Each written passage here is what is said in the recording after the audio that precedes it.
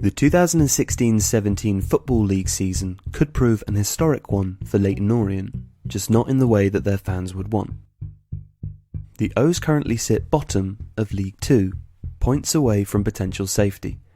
If things remain that way, Orient will end a 112-year stay in the Football League. At the heart of the club's mismanagement is owner Francesco Becchetti. The Italian took control in 2014, with then owner Barry Hearn stating, "I have always been opposed to foreign players and foreign owners because I'm a little Englander, but I now realise I have been restricted in my vision." Initially, things appeared promising. Becchetti, described as one of the richest men in Italy, spoke of Orient's proud history and his aim to take the club into the Championship. Orient had only just missed out on promotion the previous season under Russell Slade, so talk of potential investment provided reason to be optimistic. However, such projections failed to factor in the Italian's controlling nature and trigger-happy approach to hiring and firing managers. The club were relegated during his first full season as owner, and since 2014, Becchetti has employed 10 different managers at the club. The Italian's sweeping changes did not stop there though, as respected chief executive Matt Porter was removed in favour of Becchetti's compatriots, most of whom lacked a grasp of English or experience in football. As if not destabilising enough, 2016 saw Becchetti in court to face charges of fraud and demands of extradition from the Albanian government. On the field, the once frugal and canny club sanctioned a series of bizarre moves. In came Andrea De Sena on a reported £7,500 a week, while a number of long-serving and admired players were sold, leaving the club with a young and inexperienced squad. It is also alleged that Becchetti tried to influence training and team selection, with any objection met with anger. In one such instance, the Italian took to the pitch and attempted to kick assistant manager Andy Hessenthaler.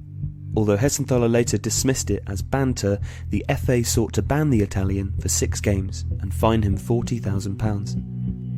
However, such problems now seem minor compared to Becchetti's recent transgressions.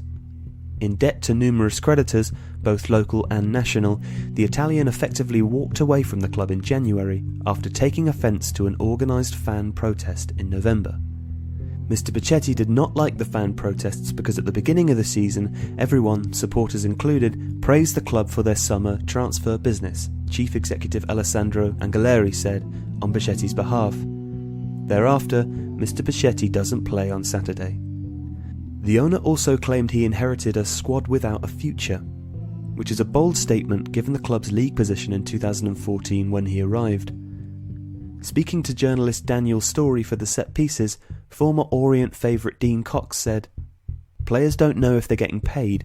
The staff don't know if they're getting paid. Staff are leaving because they're worried about their jobs. It's not a nice place even to look in from the outside." As recently as mid-March, the club was handed a winding-up order from HMRC regarding an unpaid tax bill. Subsequently settled by Becchetti, the High Court instructed the Italian that he had until June 12th to pay off the remaining debts or sell the club. Once again, speaking through his chief executive, he informed the court that he would invest £1 million to pay off the remaining debts in 8 to 10 weeks.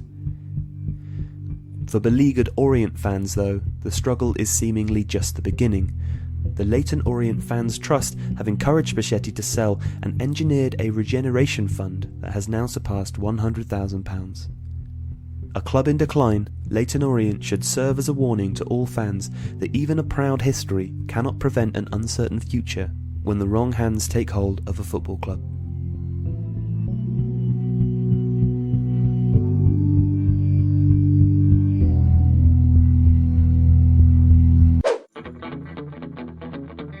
For more stats and stories, do go and follow us on Twitter at uMAXit Football. Thanks for watching and don't forget to subscribe.